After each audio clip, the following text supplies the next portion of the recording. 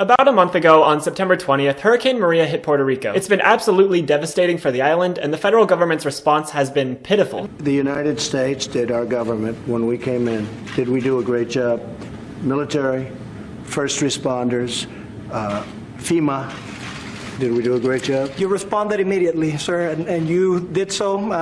Tom and Brock, they have been on the phone with me essentially every day since the disaster. The response is there.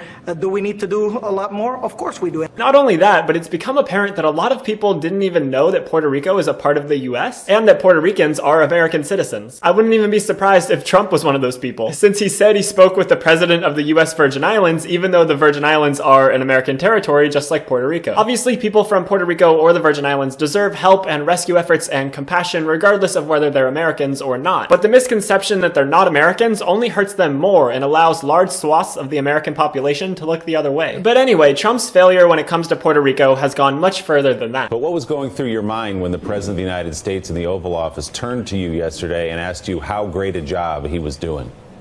Well, I just answered truthfully. The truth of the matter is the president has responded. He has responded to all of our petitions. I've had enormous access to the president and to his staff, and they have done so quickly. And so we're very grateful for that. And I wanted to answer truthfully. And I think the other component is the recognition by everybody that we still need to do a lot more. That there's a lot of work ahead of us. This is a long haul, and we're grateful that the White House and Congress, we also had some congressional meetings yesterday, are supporting Puerto Rico for the long haul. We recognize the great job that over 18,000 people are doing over here, whether it's DOD or other federal offices working over here, but we also know that in order to get through this, we need to do a lot more. So the hurricane hit the island on September 20th, which was a Wednesday. He tweeted some generic message about Puerto Rico and then didn't mention them again until the 25th. In those 5 days, he had plenty of time to talk about the NFL, but couldn't seem to think of anything to say about how he was helping Puerto Rico, because he wasn't. On Thursday, the day after the hurricane hit Puerto Rico, he went to his golf course in New Jersey for the weekend. He only left to host a political rally, and he had one meeting, but he didn't discuss Puerto Rico. Instead, he discussed his new travel ban. And when he did finally talk about Puerto Rico again, it was only to take digs at them by saying that their infrastructure was falling apart and that they had a lot of debt that still needed to be taken care of.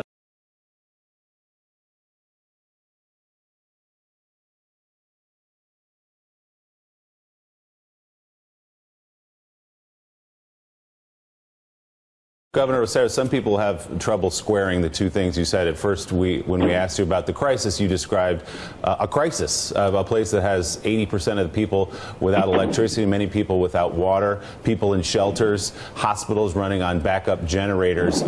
So how can that be true at the same time that the federal government has done a great job responding to the crisis?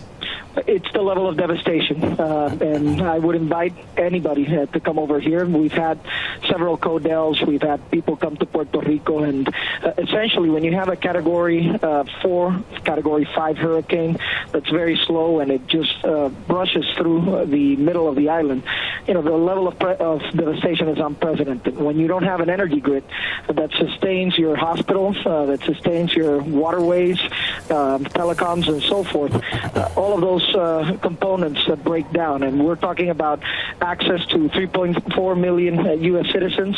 No matter how much food and water, historical levels of food and water have been delivered, there is still a pressing need. The reality that we're in an island, and different from Florida or from Texas, where you can get, cars and equipment just driven to your state. We have to get them either flown in or we have to get them through ports. So I just want to be truthful. I know that it's hard to reconcile, but both of those components are the truth.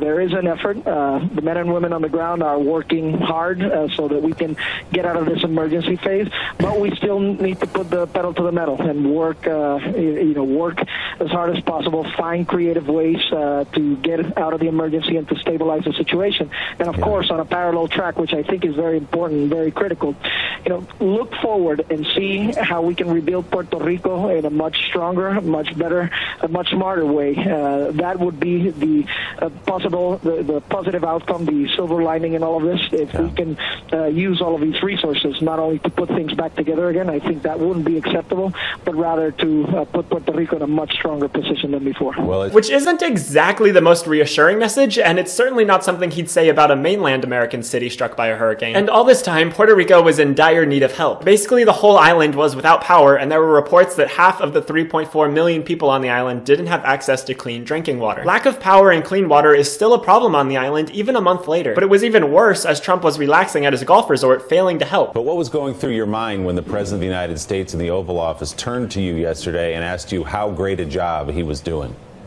Well, I just answered truthfully. The truth of the matter is, the president has responded. He has responded to all of our petitions. I've had enormous access to the president and to his staff, and they have done so quickly. And so we're very grateful for that.